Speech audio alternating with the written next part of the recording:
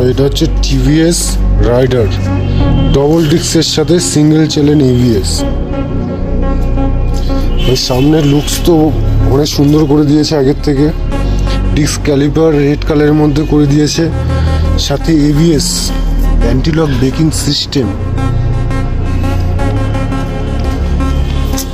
সাথে দিয়ে দিয়েছে আপনার ডুয়েল ডিস্ক ক্যালিপার রেড কালারের মধ্যে। আগে যেমন রাইডার পিছনের টায়ারটা যেমন ছিল 100, এখন করে দিয়েছে 110। দেখুন লুকসটা কেমন দিয়েছে।